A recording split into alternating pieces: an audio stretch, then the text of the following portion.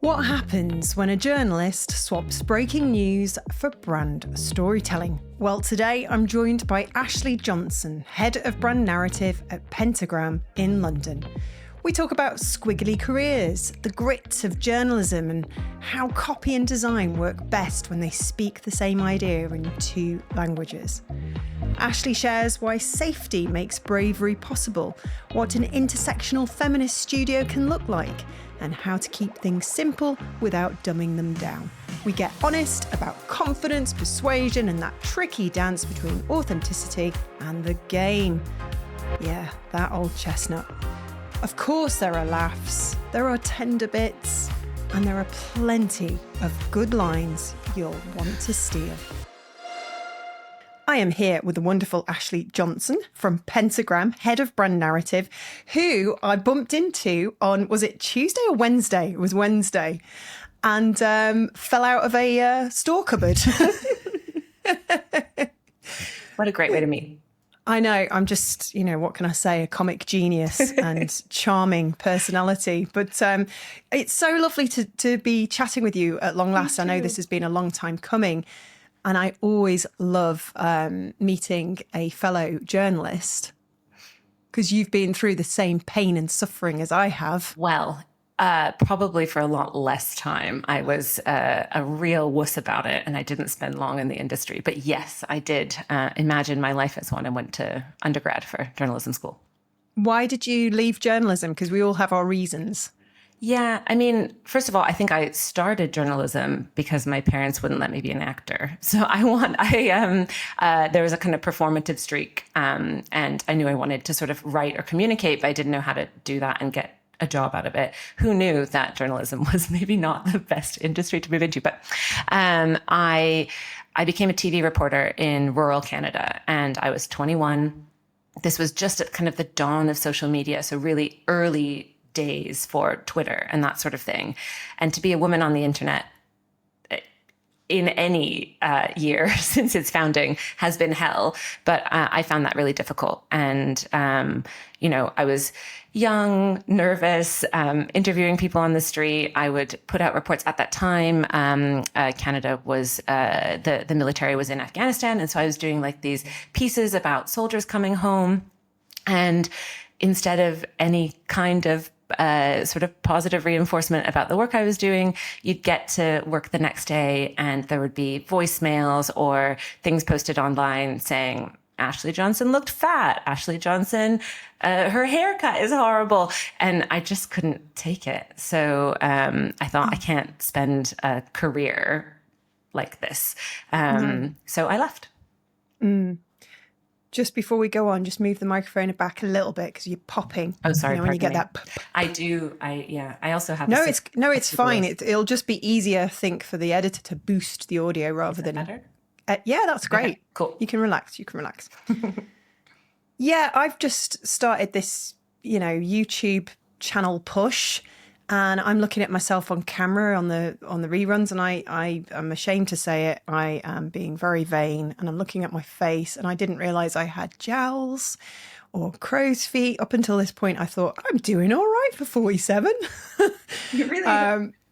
Well, I mean, isn't it a terrible thing that we have to think about these things as women? I mean, do men ever stop and think? They just sort of have the luxury of being told that they age like fine wine, like the lovely late Robert Redford. Oh, I mean, yeah. I mean, he was a babe. But I think, I say this to everyone, I think it's a really political and feminist act just to give yourself grace and be. I heard someone on the internet one time say, you're thinking too much about yourself. And I appreciated that perspective because it's true. Our job, our industry, so much of what makes people successful now is about projecting a version of themselves out into the world and, preparing for critique.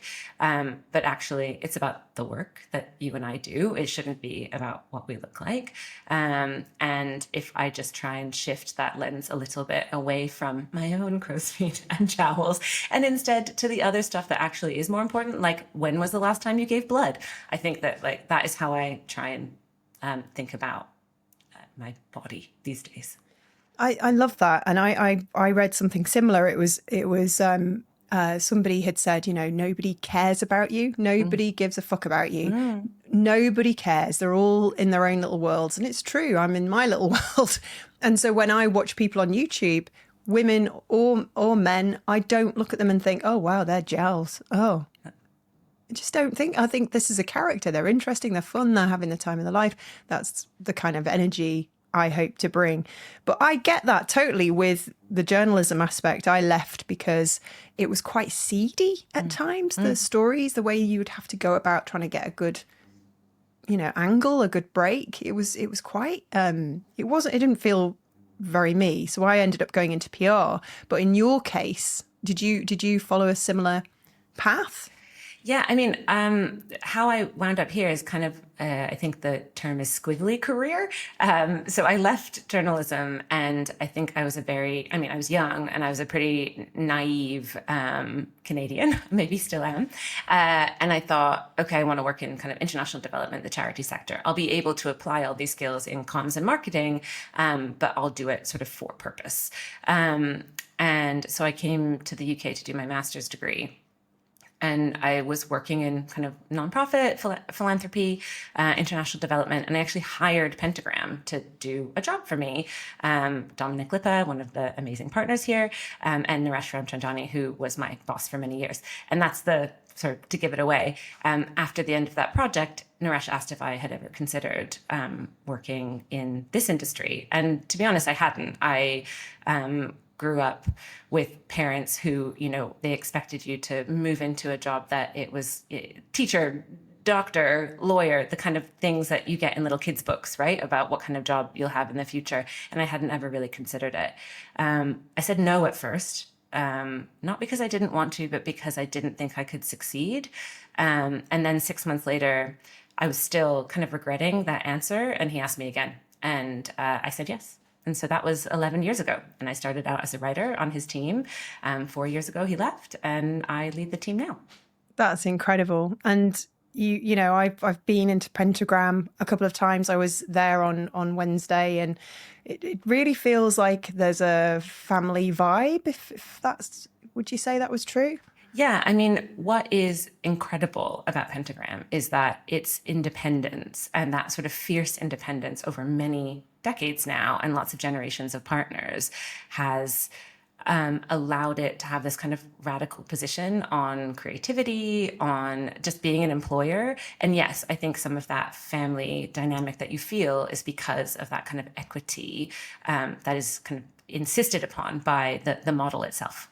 And you are there doing brand narrative. And I think all the writers out there will appreciate this next question. The copywriting is as important as design, if not more important. Whisper that in these walls. I find it so inextricable. Like the best ideas, the best work that we put out into the world is sort of one powerful thought expressed into languages, design, and copy. Copy has different jobs to do depending on the client. Sometimes it's about adding mystery. Sometimes it's about removing mystery, right? It really does. It does depend on the client and the brief and the kind of communication challenge. But I'm really grateful that I get to work with so many of the partners here, and they recognize that narrative. And the reason it's called narrative rather than copy is because it's sometimes about framing and storytelling kind of from a meta kind of strategic level. And sometimes it is that kind of executional application that you would see out in the world, but both do matter. A lot of my favorite work that I've done is work that people won't ever read in its entirety because it's internal. It's the story that our clients tell themselves first before they tell the world. I often say it's sort of like the flirting stage of our job, where it's like you just have to tell them all the best bits of themselves and the bits that they kind of, and sometimes that's, being humble about things or being really like clear-eyed about stuff. But that piece of it is one of my favorite parts of the job because it sets them up for success.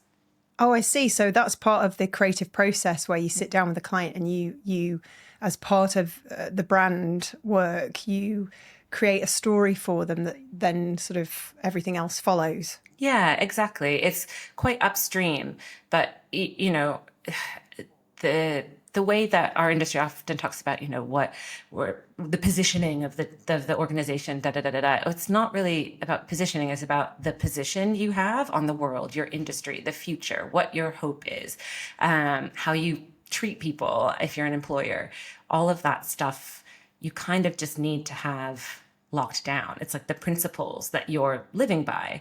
And once you do that, then it gets translated in many different kinds of ways out into the surface areas of your brand and, out in the world, and then some internal stuff too. But that kind of one powerful document, the kind of source code for who we are, what we believe, what we stand for, what we're here to do, that is my kind of favorite piece. It's basically like writing a speech. Yeah, I love that. And also being a journalist, you will know, from your foundation, of course, you will know that communication doesn't have to be highbrow or complicated.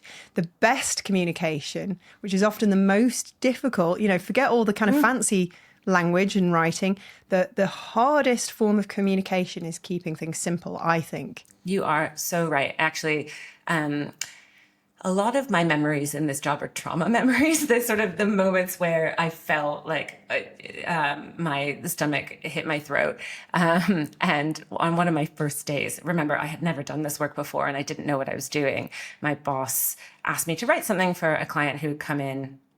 And it was, it was sort of like tagline exploration. And I proudly presented my first draft. And he was like, Ashley, this is too clever, like capital C, clever. You're trying too hard. And it's true. No, I mean, a lot of great copy, especially when it's working with such brilliant design here at Pentagram, is about getting out of the way, about being as simple as possible. There's like this little bit of magic that happens between the intent and the audience and like building that bridge between it. You're trying to keep the distance as short as possible and as powerful, an impact and landing as possible.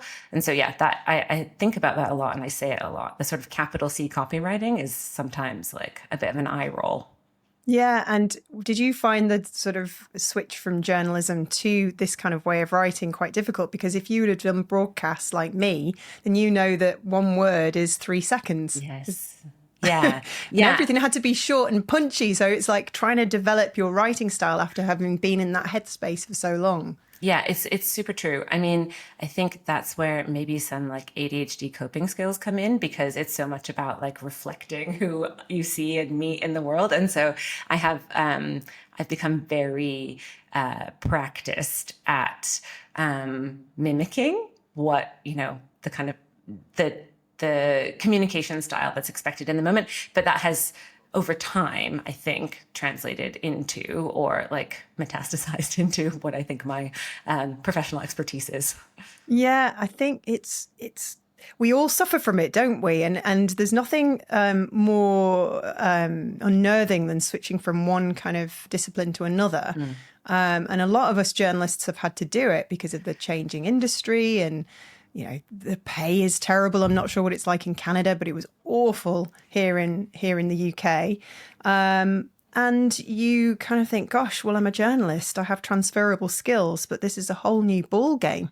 Yeah, but it's yes and no. I mean, I really appreciate that because it's hard to get your foot in the door when, AI bots are looking at resumes and they don't see the types of things that you might expect. But there are always places for journalists on our team for many reasons, not just because that's my own background.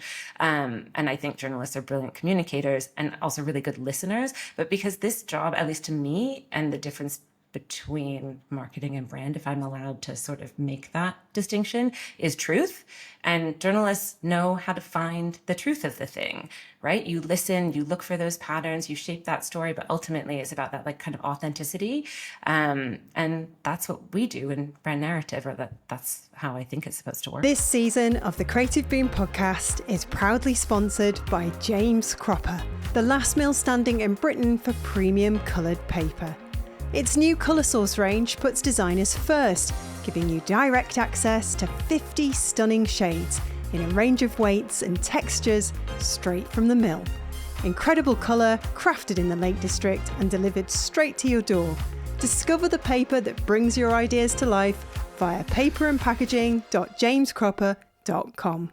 Now, we're taught as journalists it's not about us at all, and it does, you're right, it makes us great listeners.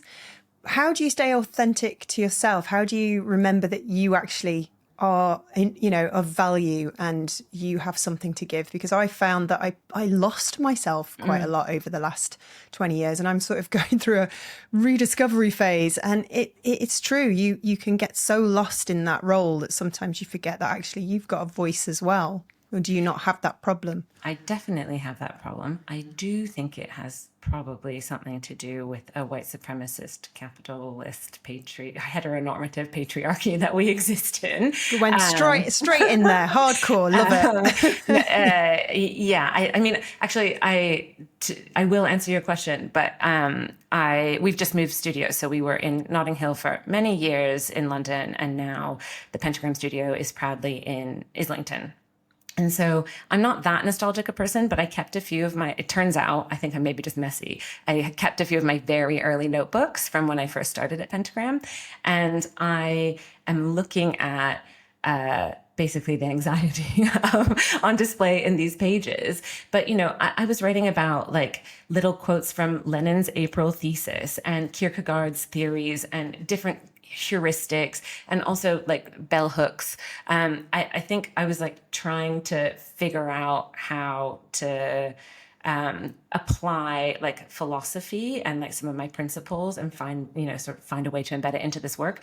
But to answer your question, I think when you are client facing, so much of your self-worth, at least in my case, is a bit transactional or dependent, and to break that has just been about time. I mean, maybe some people have it from the beginning, and like honestly, great, more power to you. But I've had to learn over time that my worth and who I am as a person has actually very little to do with the job that I do, but a lot more to do with how I do it, which is why we try in our own little way, just behind me, to run a sort of intersectional feminist approach to leadership within our team, which is, it's non-hierarchical. It's thinking about wellness and well-being as sort of like leadership values. It's intersectional by sort of insistence, and it's about recognizing that we're sort of people in the world and actors in the world, and that what kind of writer would I be if the most beautiful thing I made was only on the page, right? Like it's about how we treat each other. So it's taken me a long time to feel comfortable enough to say that stuff and to really focus on that. But that is what I believe. You were looking at the table, have you got some of your old notebooks there? Yes, they're very embarrassing. Oh, read us a passage, read us something, if you will. I mean, this one literally says, men are a national problem. I didn't write that myself. It's a piece I was reading about patriarchy, has no gender, and masculinity is not exclusively owned by cis men. Anyway, I was learning about intersectional feminist practice, and I have since done a few courses on how to apply that to leadership. But I've also got like, here's what a squinting modifier is, because I need to know these things. I mean, now AI does most of that for people, I'm sure. But back in the day, I had to understand the difference between a squinting, misplaced, and dangling modifier. So I had a little sheet of paper that explained it all to me. I love that back in the day is like 11 years ago. I know. It's but true. So actually, we're living in such crazy times, aren't we? That actually it does, even just 5 years ago, feels like a massive change away. It's just been an insane time. You're so right. And I mean, that time for me has also coincided with becoming a parent. And so sometimes I'm like, what is the source of this change? Is this unique to like industry and our work? Or is this also related to a sort of the great sort of unbuilding and rebuilding that takes place when you birth a child or have a kid? Yeah, I think that's probably a very good marker of the passage of time, isn't it? This is why I'm just a big child, because I have no children and I have no idea what year it is.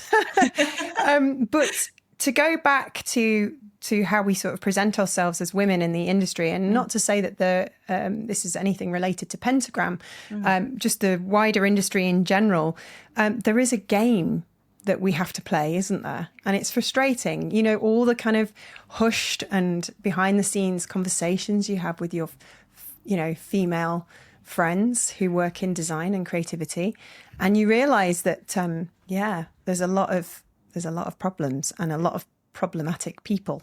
Yeah, absolutely. And I really recognize my like lived experience as a straight passing cis white woman, and even, you know, that even then, to present work to people and to not be made eye contact with, even though it's my work, I'm the one saying it out loud, but all questions and sort of like deference is paid to other male members in the room. That is really it can really wear on you. I have said this a lot over the last few years to myself and to people that I love and get inspired from and support by in the industry. But one of the things I have tried to work on is persuasion, because it's just how you show up at the table. I am, you know, we talked about it earlier, like fairly young looking, despite being an elder, a geriatric millennial, I think is the term. You look great, Ashley. But I think people, you know, the people in positions of power still tend to look and come from a certain background and look a certain way. And because of that, we are expected to persuade them in their style. And that is harder for me. So to show up authentically as possible and still get the work over the line, still get them to respect me, buy into it, that has gotten easier as I've gotten older. And also, I mean, I'm so grateful for the partners and people I work with here that they have elevated, you know, a senior creative woman in our company, and I never feel anything other than that kind of equity amongst the people that I work here with. But you know, we still are in the world, and so yes. Yeah, that does come up. But I have to say, like I changed industries a lot before arriving at this one, and like it's not. It's the same everywhere. And to be honest with you, the level of like actual harassment and real like vile shit, that I experienced in other jobs, that today, if it happened, I would be like screaming from rooftops. But back then when it happened, I just felt ashamed and left the job. That happened so many times. And I've been here for as long as I have because I feel safe. And I'm so grateful for that safety, because when you feel safe, then you can feel brave. And like our work, sorry, I'm going to cry. Making me emotional. Our work requires bravery. So I'm really grateful for that safety, because it's the only thing that allows me to be the creative person I know I can be. Wonderful. Yeah, it's emotional stuff. I wonder how many women have left their careers because of the shit they've had to put up with. They've just reached a point where they're like, I just can't do this anymore. I'm just going to go home and look after my children and not give up. But there's just this element of, I'm done fighting. Yeah, it's too many walls, and it's women, non-binary people, like queer people, people of color. There's so much extraordinary talent that is we're never going to see, or never see the full kind of impact of what they could do, because this industry wasn't safe for them. But like I said, I think that is true lots of other places too, and there's so much we could be doing. I mean, I had occasion this year to go to a couple awards ceremonies, and it was really interesting is doing a lot of heavy lifting by using that word, but it was really interesting to see who was coming up to receive awards, despite, you know, a lot of good effort in our industry to move things forward and to be more inclusive and to demonstrate more diversity across every level of our organizations. The people still picking up those awards looked a certain way. And also, none of them talked about the stuff that, at least to me, really mattered. Like, nothing about the climate crisis, nothing about Palestine, nothing about all of these crises and like humanitarian disasters in the world. And I was like, what are we doing here? We're supposed to be so connected to culture and so connected to the world. I think that's what we're supposed to do. Otherwise, because all the people we're trying to connect with are in the world. And yet it just seems so disconnected from all of that. And I left really sad, to be honest with you. You share the same sentiments as a friend that I spoke to who said something similar. And she said she looked around the room and everybody was like, you know, drinking champagne and eating expensive food. And then when they were accepting their awards, they were talking about how much money they'd made. And she just felt really, yeah. And you can imagine it's just, one big hypocrisy. Yeah. Moving swiftly on, we're getting into some deep stuff here. I love it. It is tough. And the thing that annoys me when I talk to other, like I'm not saying I'm brilliant, but when I talk to brilliant women in the same field, it amazes me that the same male names come up again and again, and they do exactly the same things to them as they've done to me over the years. And it's usually when I've just released a really big project or a brilliant article or done a big campaign or whatever, and they creep out of the woodwork and pounce. And when I started to ask discreetly other people I trusted, does this happen to you? And we started, is it him? Oh, that's interesting. Why the hell? I don't understand. You know, do they treat men the same way? I presume so. Yeah, I mean, that's a really good question. And I maybe thought that experience was mine alone. I hadn't really thought about it in that way. Because we don't talk to each other, because we're all like playing it safe. We've worked so hard to get our positions that we don't want to sort of be seen as the whiny little feminist. Yeah, that's really interesting. I mean, I have a really uncomfortable relationship with sharing any work anyway. I mean, I already told you my journalist sort of origin story, which is part of that.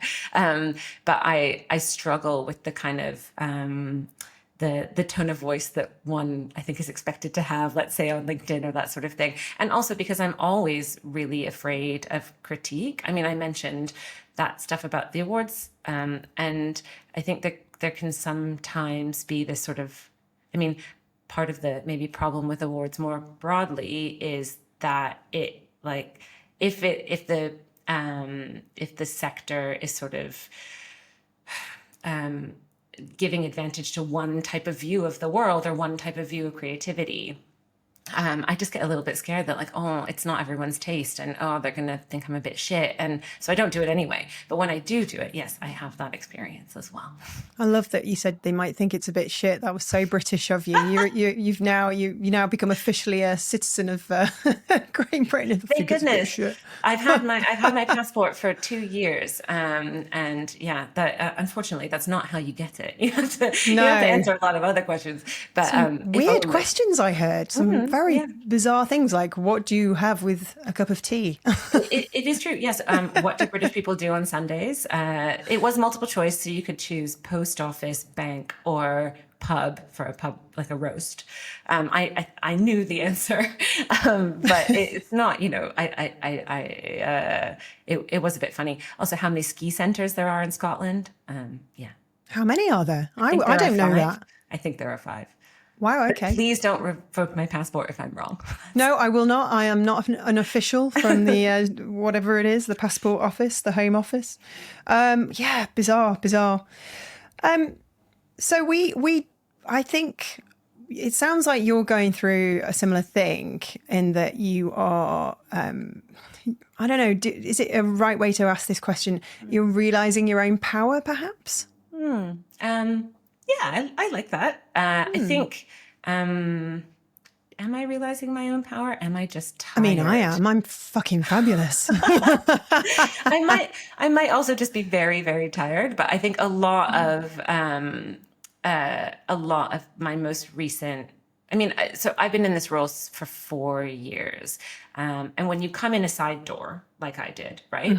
And then you get elevated after being here from being quite young, you can, that imposter syndrome creeps in. And I think maybe year one of, I was so panicked. I don't even remember it. Like, it's just full trauma blank. But year two, year three, I'm still doing it. And it means, contributing to this business in a way that is positive creatively, but also obviously financially. It is leading a team in a way that I hope is intersectional and feminist and nurturing. And I've been most proud to watch the people in my team find their own power in this industry. When this is I heard one of the partners describe it once as a cathedral of design, and I really love that expression. Pentagram is that. So when you walk in the door here, you gotta bring your A game, and it can freak people out. So to give them that safety, to be as brave as you need to be, that is a really important part of my work. And I think just with time, I hope I've been able to do that, though that's up to other people to say.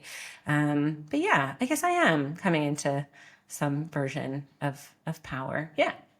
When are they going to make you a partner? I mean, I think that... I'm a journalist, Ashley. I've got to ask questions. I think I don't need to have something at the end of the sort of email signature or business card to feel like I've made it. It's more about a set of circumstances. If I'm doing work I believe in and think is really strong, that I'm well compensated, that I'm supported and in a supportive work environment for progression. I think I understand why people would ask that question. And maybe at some point in my life I did. But, it's a bit like choosing a pope, right? There's a lot of mystery to how one arrives at partnership here. Although there are great articles by great journalists explaining it.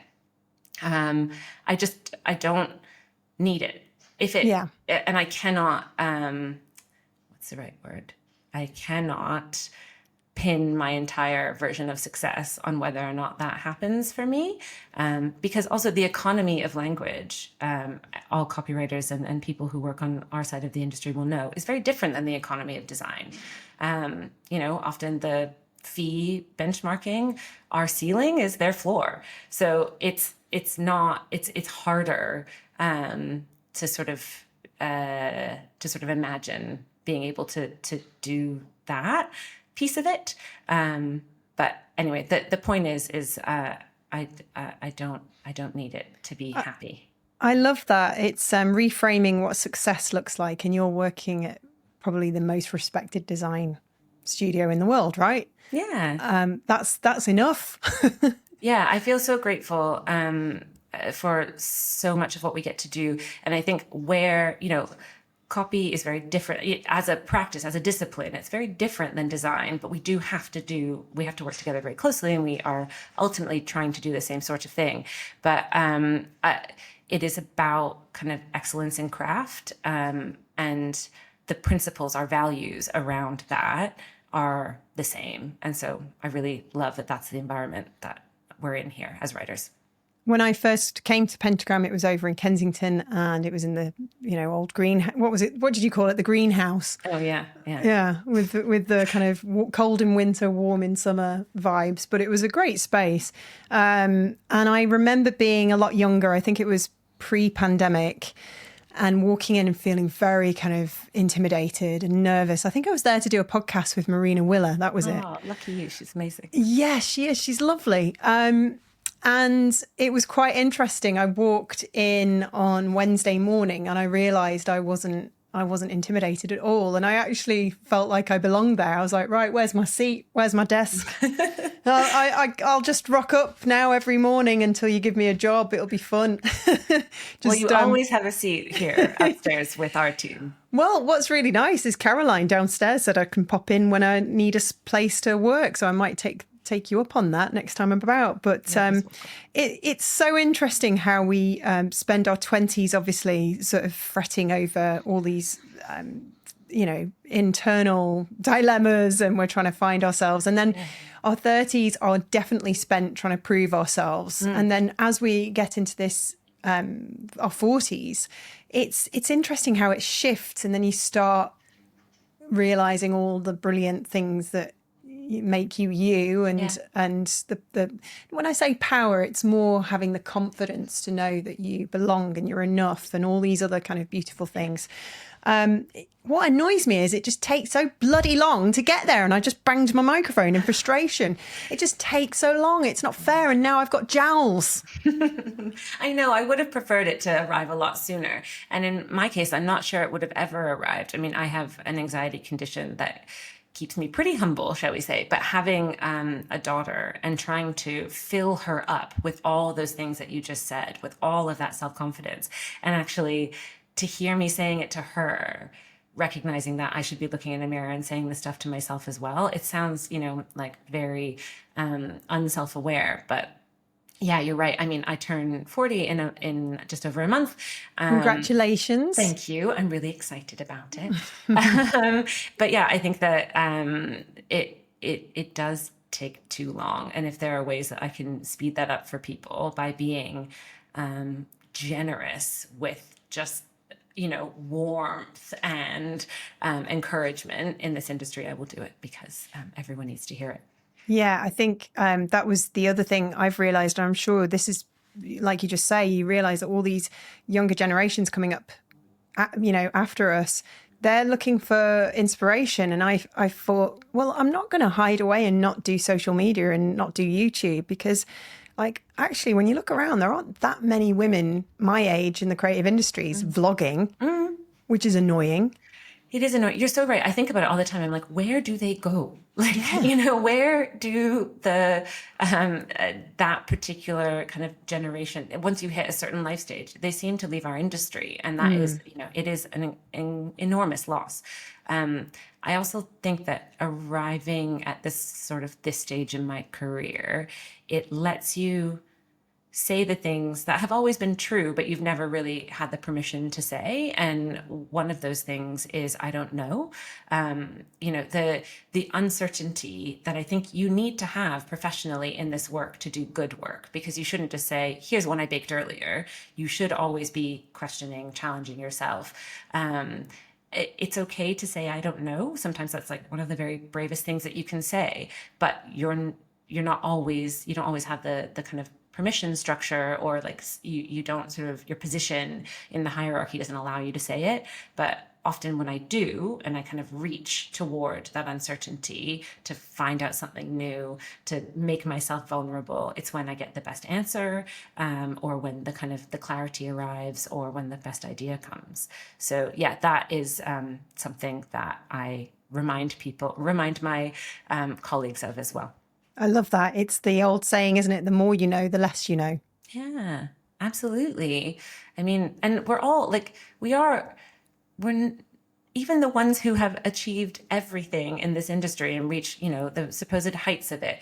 The world we are in is not the world that once was. I mean, uncertainty is everywhere. And if we pretend that we know how this goes, I think we're going to fail.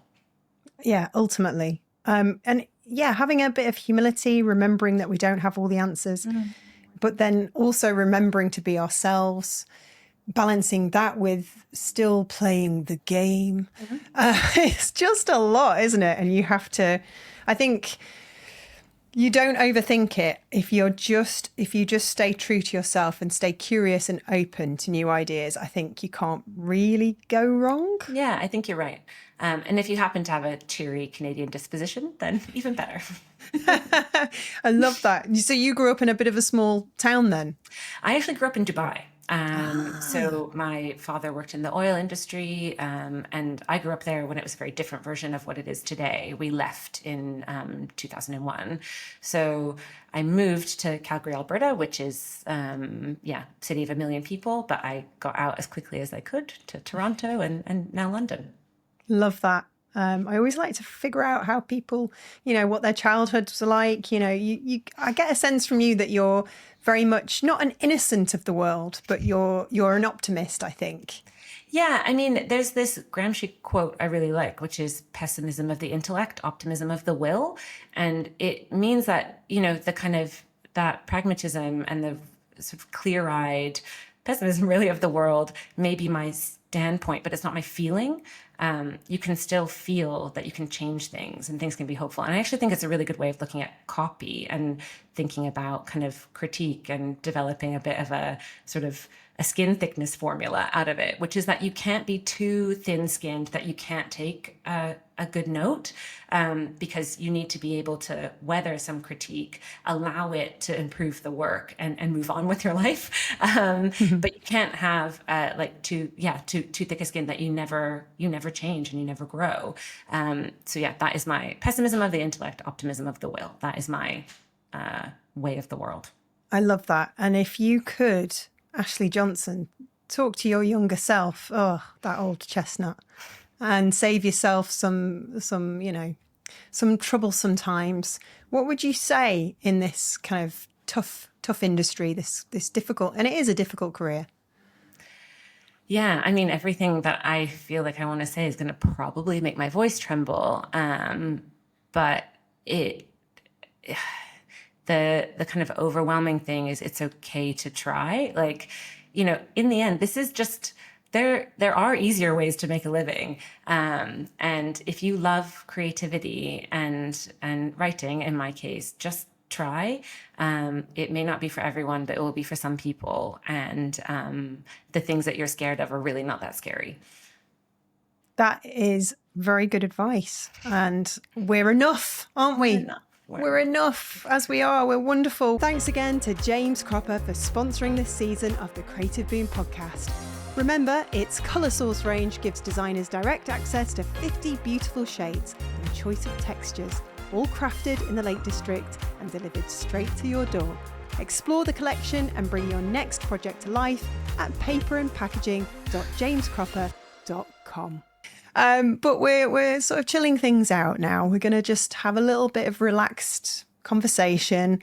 You've picked out some questions that I sent you. I gave you a choice of, I think there were about 16. This is just our chance to get to know you a little bit better. This is the kind of after party. Yes. with a beer or a glass of wine or a cup of tea, whatever is your poison. But we'll start off with something creative and reflective. When did you last feel completely out of your depth, and what happened next? When I got this question, or when I considered it, I thought, to be really emotionally honest with myself, probably this moment, doing something like this. I love doing my work, but I often don't talk about my work. And so that can sometimes make me feel a little bit out of my depth. But, you must make peace with the deep end. I think that, there's more room to swim, isn't there? Well, it doesn't come across. I completely agree. I started this podcast in 2020 and threw myself in. I think my first person I interviewed was Malcolm Garrett. I was balancing microphones on stools and I was sat on the floor whilst he was sat on a chair, and I had no idea what I was doing. And I just think that's how I survive. I just don't overthink it. That's so brilliant. I love that. Just go for it. What's the worst that can happen? What's a hill you die on when it comes to creative work? That how the work is done matters as much as what you see. Oh, that is... Do you know, you're such a great communicator. You just deliver these lines and I'm left scrambling for, right, okay, what do I say next? That was so powerful. Say that again. How the work is done matters as much as what you see. Oh, that's brilliant. And can I steal that? Can I borrow it? You are so welcome to. Everyone should. Right, we're moving on to a bit of personal and playful. What's the most impulsive thing you've ever done while traveling? Ooh. Okay, you have to buckle up for this one because it's quite a story, but it is a funny one. And I think it does show something. It says something about my ability to write. So that's why I chose this story. So it's 2006. Pavement is playing on I think it was like a green iPod Shuffle. There's a Nokia brick phone in my pocket. I think they're probably Harem Nokia. We call it Nokia. Oh, sorry, Nokia. Forgive me. Oh no, my passport is going to be removed. You revoked. You're out of here, love. And it was that very particular time when I think Ryanair flights were like £1. But you had to leave Stansted at like 6 a.m. and trains didn't get there that early. And so there were a bunch of mid-20s kids and teenagers just sleeping at Stansted Airport. That's how you could get these cheap flights across Europe. I was studying in Denmark and traveling through Stansted onto somewhere. So I was wandering around the airport at like 2 a.m. and this soccer ball hits my legs. It's a group of guys who, like, I kind of deduce are heading to Germany, I think, for the World Cup. And I kick the ball back. And after making eye contact with like the cute one, carry on. Hours later, I'm in the Stansted Internet Cafe because that is like, it was 2006. We had a brick phone. We had to use like a computer bay. And so I was, on this like ancient PC typing some shitty poetry to like my high school best friend or something like that. And the soccer ball guy sits right in front of me. So I can see his screen and I glance at his email address and I just put my shitty poetry in drafts in the email and instead write to him. I am not a crazy person. I waited until he left before I sent the email. But I did. And I'm such a good writer that Katy, he wrote back. Don't tell me he's now your partner. Oh, no, I wish he was my husband. That would have been a great story. I did meet my husband on the internet in like the old version of online dating when you had to like write long reams of stuff as opposed to just show a bunch of pictures of yourself. You fell in love with your words. Yeah. Yes. Oh, what did you say? I'm great. Pick me. Oh God, something way too earnest to share. But yeah, that is the most impulsive thing I've ever done. I will stop being a journalist and I will move swiftly on.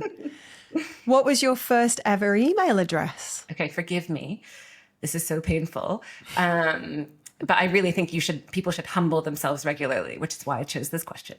angelass99@hotmail.com.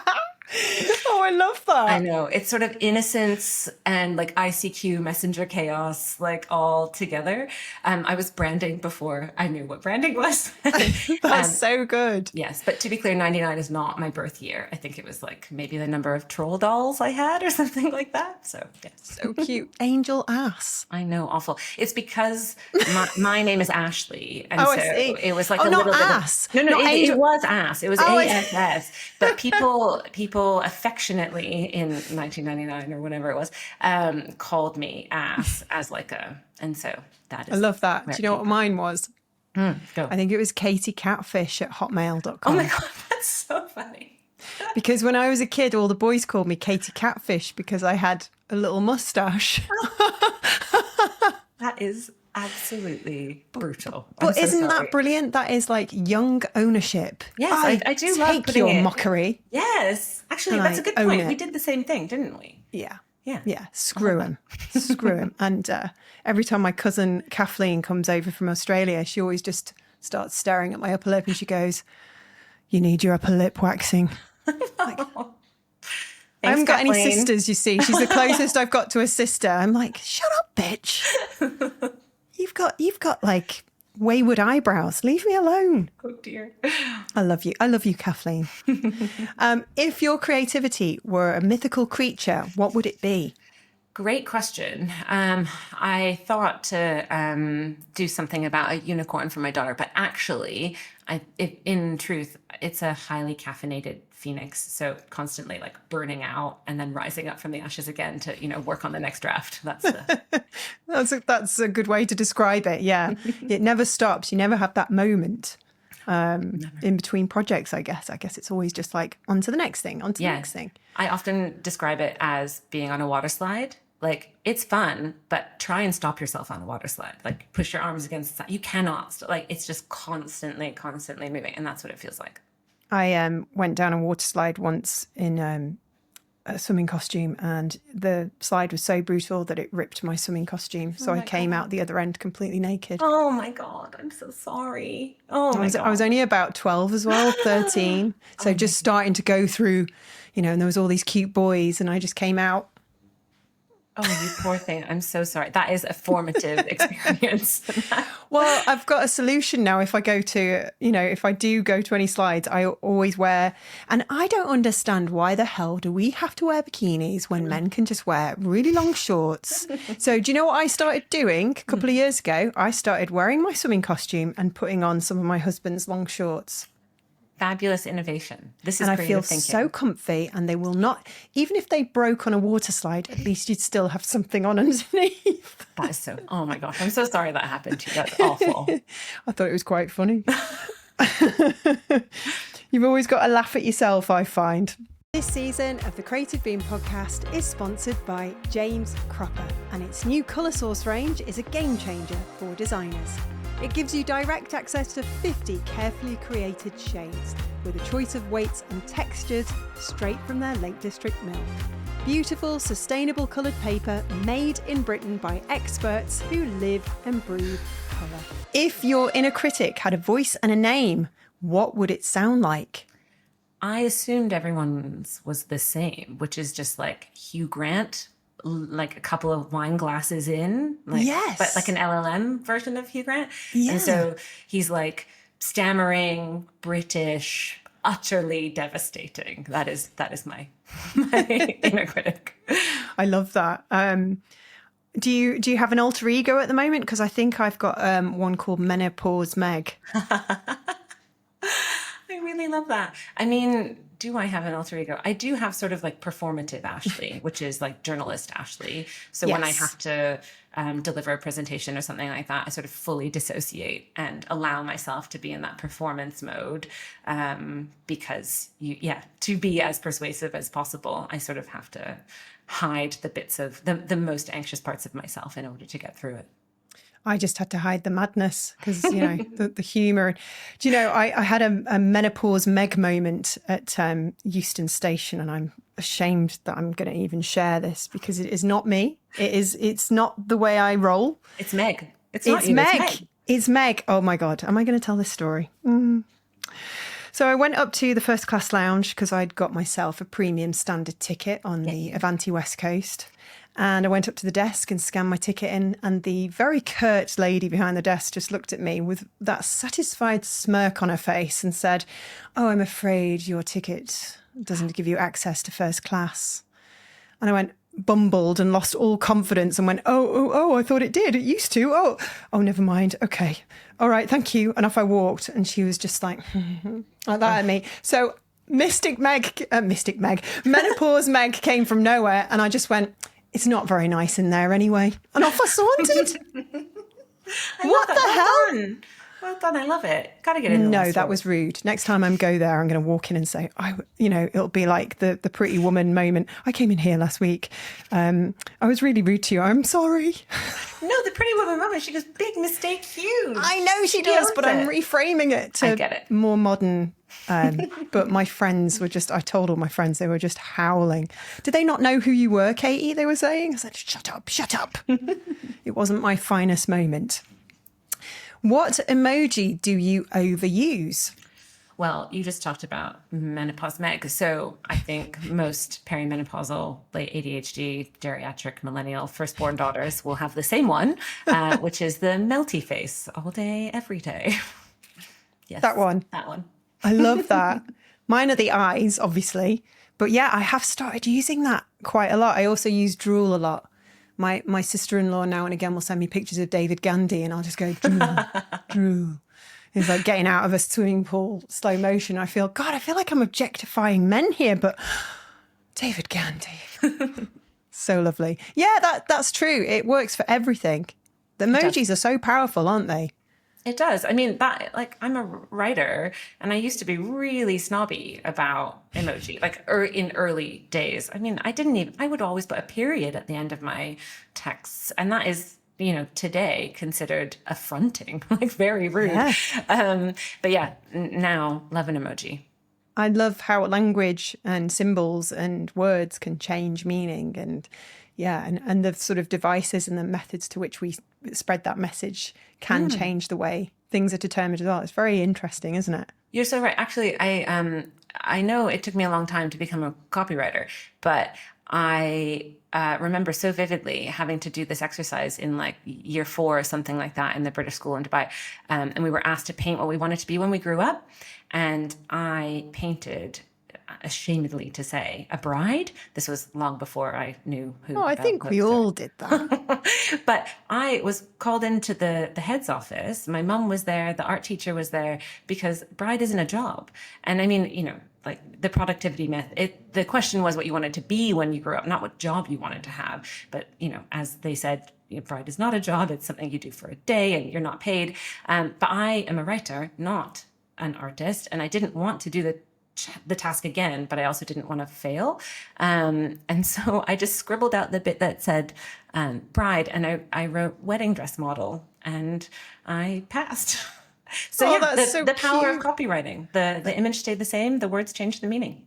I know you're a very busy lady, but can I show you my first ever story? Oh my God, yes, please. I'd love it. Okay, hang on. I just have to get it from behind me. I think it's here. It's in my little treasure box. Yes, got it. My mum keeps these things. She said, "Do you want to keep your first story?" I was like, lovely. Yeah, that would be amazing. So there's a little image, and this is what's inspired me. So look at this. This is the little image. Yeah. And the story is, and look at my little writing. Oh, it's so cute. That's adorable. I love this. Once upon a time, there lived a little girl called Cinderella. She lived with her ugly sisters and had to do all the housework. She cried because she wanted to go to the ball to see the prince. They went outside to sing, and when the clock bell rang 12 times, Cinderella ran away and lost her golden shoe. The prince found her and they lived happily ever after. So obviously I'm inspired by something else. But isn't that lovely? Just the simplicity that's what you think life's going to be like. You're going to find your perfect man and everything's going to be okay. Yeah. Oh, I love that. I'm so glad you kept it as well. That's really inspiring. Oh, I'm very sentimental. We have big treasure boxes in the attic. Oh, now, you're an adopted Brit. Mm-hmm. Tea or coffee, and how do you take it? Tea intravenously. Yeah. And is it a builder's brew or a bit of sugar or? Depends how the sleep was the night before, but always milk, sometimes sugar. Amazing. Right. Before we let you go, we have one more question, and it's from our former guest, who is the brilliant founder of Sweet Thang. It's a zine that she does. She's amazing. You should absolutely have a chat with her. She's brilliant. She asked the question, if Zoe Thompson, she asked the question, if there was one piece of brand copy out there that you could change, what would it be? Oh my God. Zoe. So mean. Mischief. Okay. If there's just one piece of brand copy that I would change. Oh no, I can't say it out loud. I really can't say it out loud because, can I tell you something? When there's stuff that I don't like in the world, it doesn't mean that it's bad.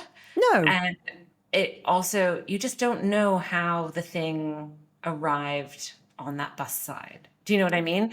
Yes. What the process was with the client, you know, if there's no creative bravery amongst that client. You don't have to say it. Okay. Then because I don't want you to have anxiety after this. You know, what's it called? The beer fear. Yes, yeah. But can I tell you something that I really don't like is what I think can sometimes happen, that we're sort of arriving at this kind of like homogenous, bro-y, performative language sometimes through our brand copy. And I can't write like that. I'm not that. That's why it's so important to have really diverse teams, because it ends up sounding really inauthentic when you're trying to, you know, whatever, sound down with the kids, like, hello, fellow kids. I don't like that at all. I'm trying to iron out the word guys. I say guys too much. I'm trying to say everyone or folks is a good one. Yeah, brilliant. This is a North Americanism. Yeah, folks is good. Yeah, trying to get away from that language, which is instilled in us. And I'm of an older generation, so please do not judge me. It's years and years of trauma and pain and suffering. Unlearning takes time, and we have to be gracious with ourselves and others. We do. We've got to give everyone a chance. Now, what is your question for our next guest? okay. There were a few that were cycling through, but I think the one I'm most interested to hear the answer of everyone I meet in this industry and elsewhere is, what's the most beautiful thing you've made that nobody will ever see? Oh, that's lovely. What a wonderful way to end another episode of The Spark. Thank you, Ashley, for joining us. You've been amazing. My pleasure. Thanks, Katy. Well, that was a fantastic conversation. That line of Ashley's is going to stay with me forever. How the work is done matters as much as what you see. It's a reminder that the process, all that care, the way we treat each other on the way to a finished project, all of that is part of the creative output too. It really made me stop and think about my own work and whether I'm making things I'm proud of and making them in a way that feels right. If you enjoyed this conversation, please subscribe, leave a review, all the usual stuff, and stick around. Lots more creative goodness coming your way. See you soon.